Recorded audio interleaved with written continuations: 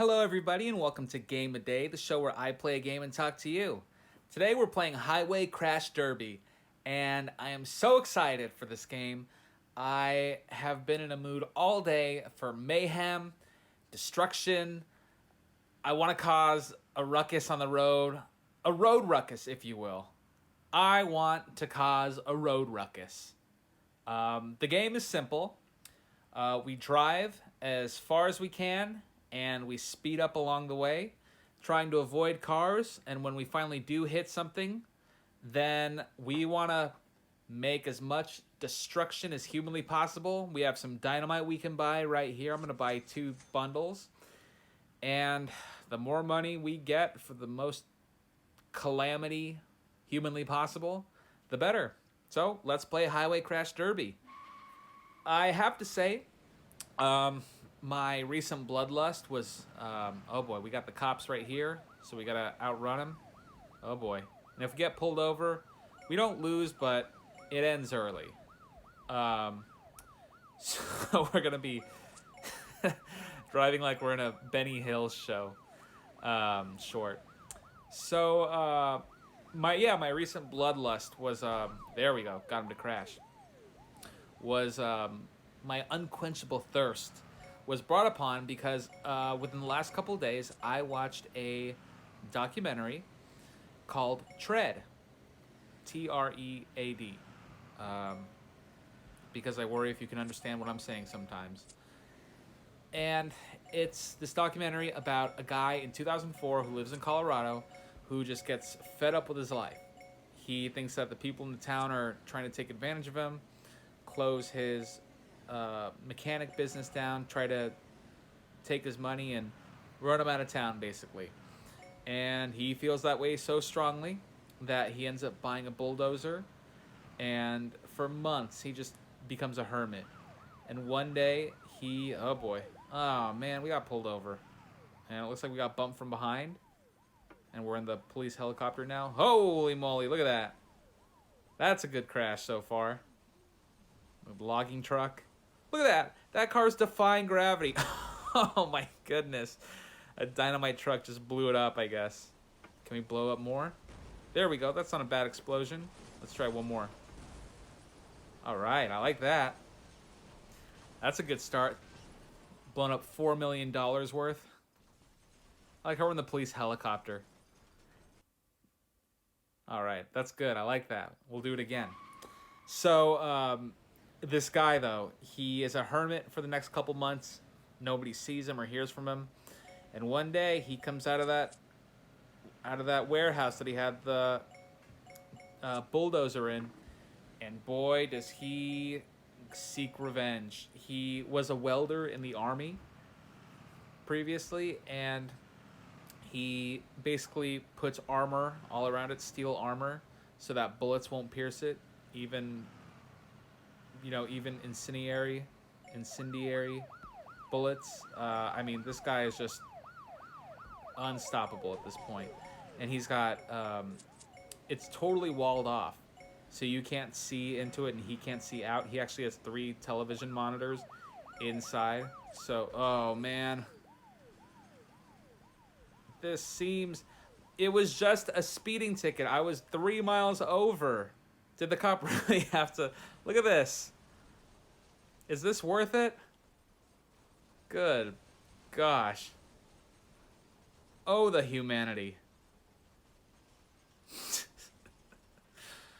This is a car insurance agent's dream right here. He's like, think of the premiums. Look at this. He's just hoping that that it's his clients. Like, I hope they're not dead. I just hope they're alive enough to pay this off for the next 50 years. That was a good one. That was satisfying. So yeah, he comes out with the bulldozer and he's totally safe from bullets and everything. He can see out because he has 3 TV monitors and cameras put on the outside so he can see that way. He has rifles lined up along the side so he could shoot at people from there. I mean, this guy, you talk about that movie Falling Down. This is just a guy who had a couple bad days and he wanted everybody to know about it.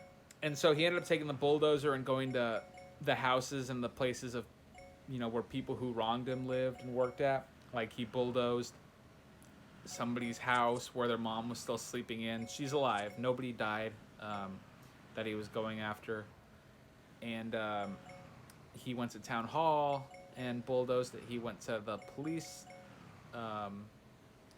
station and bulldozed it. It was just, you got to see it. It's like an hour and 20 minutes, and it's just entertaining the whole way through. So I recommend that. But it got me in the mood for a little chaos today. So that's why we're doing this Highway Crash Derby game. And it's pretty fun, I got to say. But yeah, I don't know. If it wasn't Highway Crash Derby 2, this game should have been called Final Destination 2, the game. Oh man, we can't outrun those cops. We're gonna do this. I did. Whoa, hello. All right, look at that. If you're in an accident, look at this. What is in these cars? Oh man. Oh, one guy still made it. He's still driving around. Man, that is too funny. And I like how we're in the helicopter, the newscopter. Well, looks like there's no traffic going northbound now. There was 10 seconds ago, but not anymore. We're gonna buy some dynamite too and switch cars next time so we can cause a little more. I keep wanting to say I only know like 5 words for destruction. It's like destruction, chaos, mayhem, calamity. Ugh, man, I am an uneducated dope. But yeah, so like this reminds me of Final Destination 2 also. That's the only one I remember. That's an underrated movie. Like it was silly at the time, I think it was the early to mid 2000s, but man, that movie has so many scenes. All the death scenes are really good, the ones I remember. The one where the person sees the hooks in the like it's something where if you see in the shadows, you're supposed to see the way you're going to die, and death is chasing you because you escaped death initially, and there were the hooks where the person ends up getting these prosthetic hooks caught in the elevator, and they're around their neck or some part of their clothes, and their head pops off. Or the other one too, when a person gets in an accident and there's like a spike going through the front of their windshield, and it didn't hit them, but they have to use the jaws of life to get the person out. And once the airbag explodes and goes down, you see the spike is through the person's head. Ah, man, so good. So many good parts. The highway scene is what I was initially talking about, where the person is looking at the girl on the motorcycle, and he veers, and the logging truck veers, and a log falls off, and it causes this huge commotion. It's not a good one. And, oh, man. All right, look at this. The cars are filled with helium. It's official. Look at that. Oh, I should have bought some dynamite. Look at that. This is it. Final Destination 2. Oh, man. Oh, that would be... The semis are doing okay here. It's everything else that's in the way that's getting destroyed. Let's go ahead and buy some dynamite. And we're also going to use one of the different cars. Let's use the cop car. 15,000. Okay, so we got a ways to go with some of these higher end cars. What is this? Is that a hovercraft? I want the hovercraft. Let's go ahead and try and work towards that. So, yeah, Final Destination 2. The highway scene is great. The other one I remember. This one, my biggest fear of dying used to be... it used to be drowning underneath ice or underneath a pool cover. Like an Unbreakable, sort of. But it was before that. The idea of drowning, but I guess it's supposed to be peaceful, from what I hear. So it's not that scary. The new one, actually. So this is where the idea came from, somewhat. There's a scene in Final Destination 2 where this guy is walking, and the friend says to the guy, "Look up," and he looks up, and there's a window falling from a high-rise apartment, flat. And it squishes him. He looks up and it just squishes his whole body, and it shatters into a million pieces.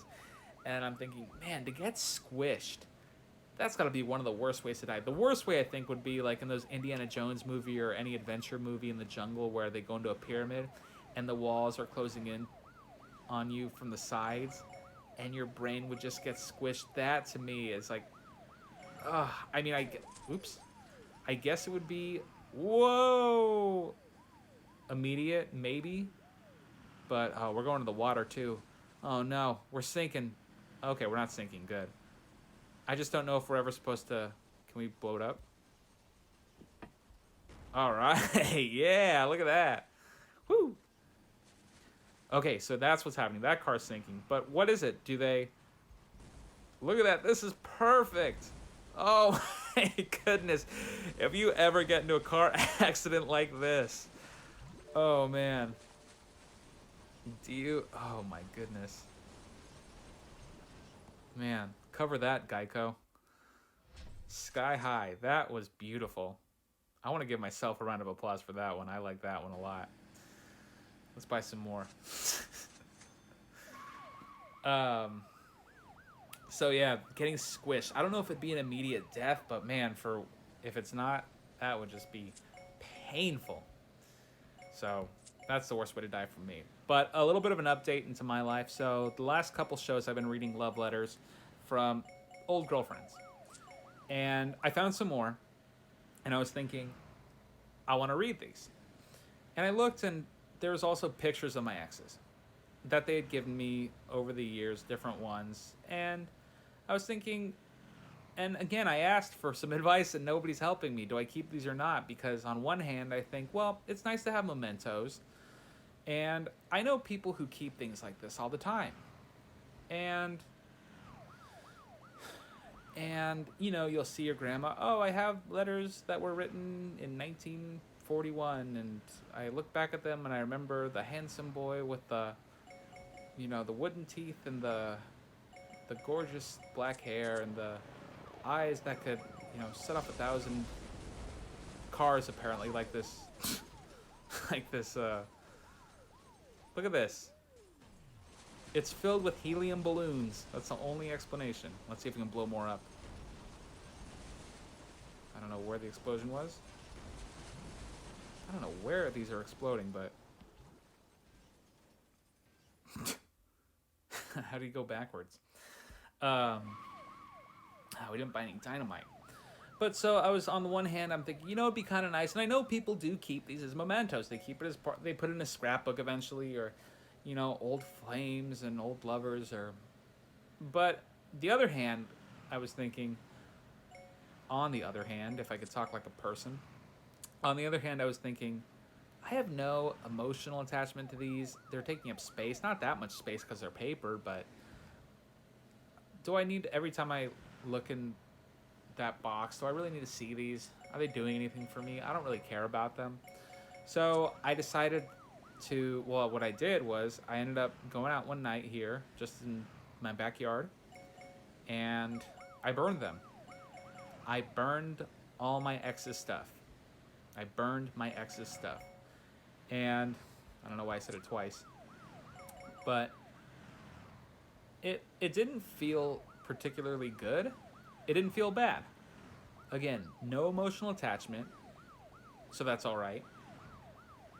And more than anything, the way I feel about it now is I don't have them anymore, which is fine. But now I think about them, or I've been thinking about them in a way that I don't have those anymore.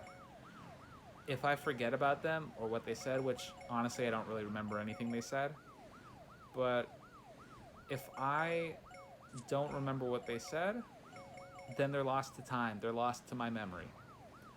And again, doesn't affect me in any way, but it's just kind of an interesting, this is how it feels. Sorry, I just get a kick out of looking at these guys crash into each other. They're slowing down though, which is smart. I mean, not smart enough to actually, oh, that guy, he slowed down. He's like, well, I'm going to be safe. I'm not going to crash into this car in front of me. And then he just got smashed by, this would have been a perfect one to have the TNT for. So I don't feel any way about it. And that's just it. I mean, I figure, what am I going to do with these? I'm not going to, have anybody to leave them to. Nobody's gonna be. Who's gonna be interested? I mean, now looking back, the fact that I read them to you, nobody should. I can't imagine any of you were interested in them, but they were still fun to read. But yeah, so they're gone. I can't read anymore because they're just gone, and that's all right. I'm not at all. I'm not at all upset about it. So that's the status on that. There won't be any more love letters read because, quite frankly, there's no more to read. Nobody else loves me. All right. Oh, okay. Another quick update. By the way, you know who would be great in this game? I don't know if you guys had. I had a meanie.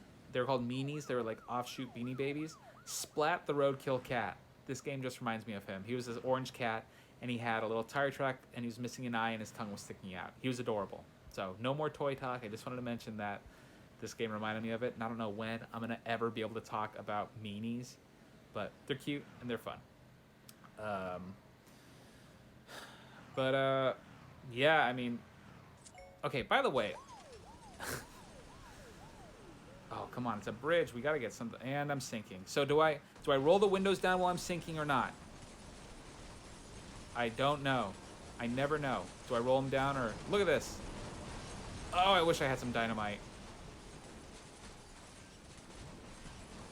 Man, beautiful. Oh, this would have been perfect.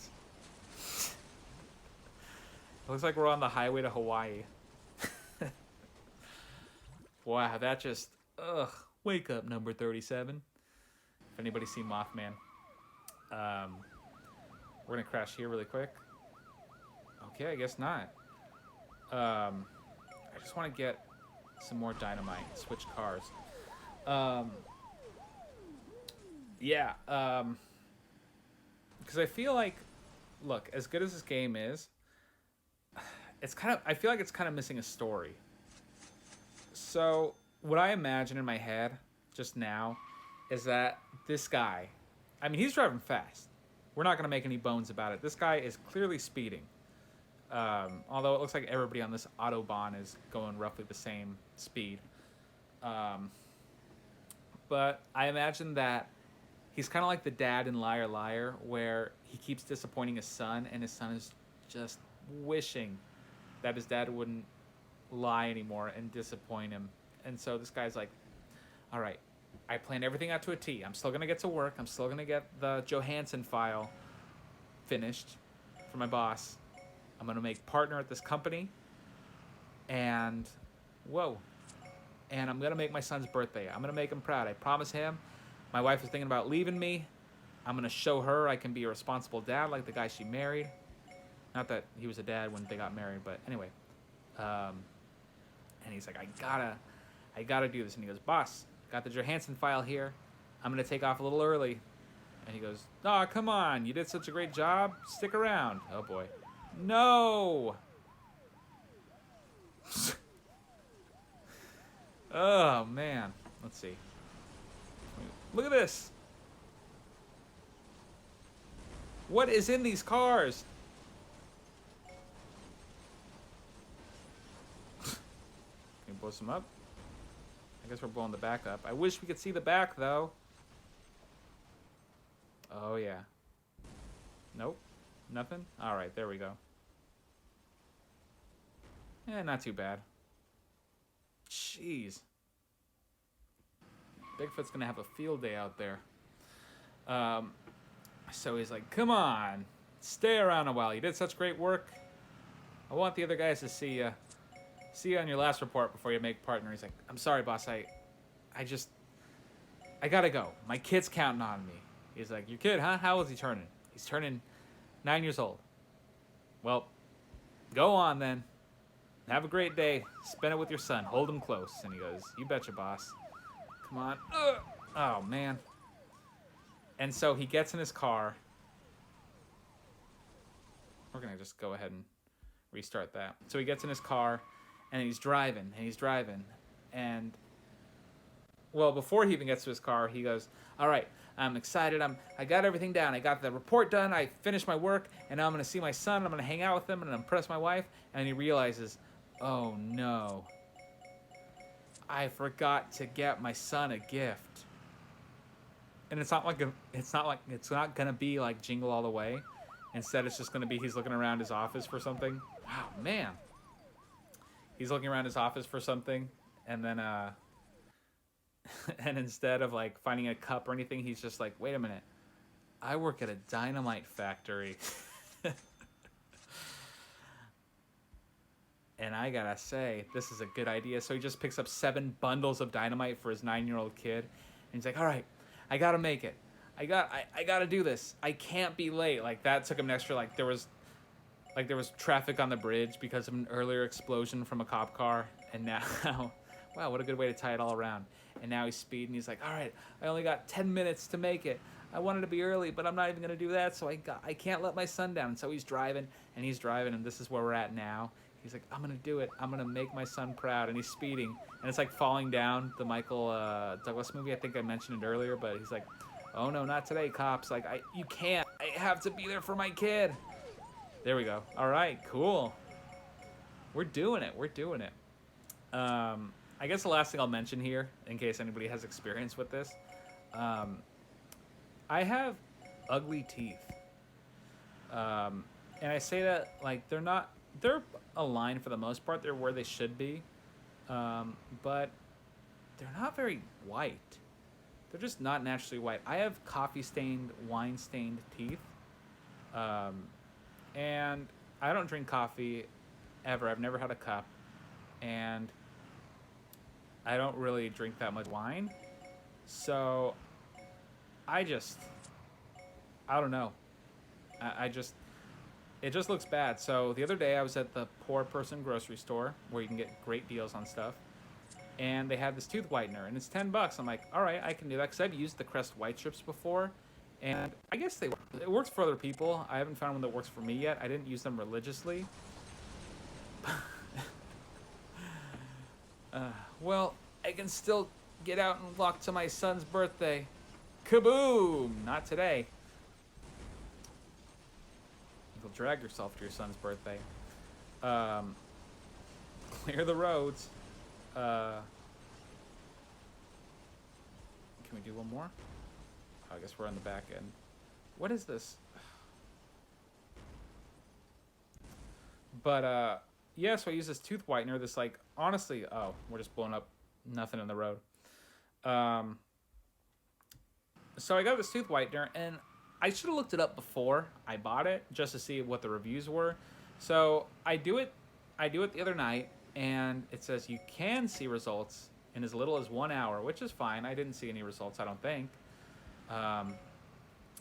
But you're only supposed to use it one time every 3 to 6 months. So it's like intense whitening, where you there's 3 different packages of liquid you're supposed to rinse in your mouth. Like 2 of them are accelerants, and 1 of them is a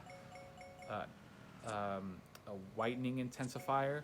And then you put in a mouth guard and it's supposed to put it in there. And I don't know. I mean, anything that you're only supposed to do once. Oh, that's, yeah, reasonable again. Anything you're supposed to do just once every 3 to 6 months must be pretty powerful. I didn't see any noticeable change, and I looked up the reviews for it online. No reviews whatsoever. Just, it's an Australian tooth whitening company, and I mean, I don't know. I guess we'll see how my teeth turn out. My teeth are either gonna get better, worse, or I'll wake up with a wicked accent tomorrow morning. So we'll see how it goes. But yeah, so that's been Highway Crash Derby. This game is awesome. It totally satisfied my bloodlust and my quenched my thirst for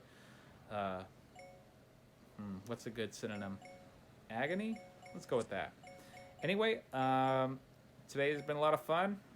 Hope everybody's doing well, and I'll see you next time. Bye-bye.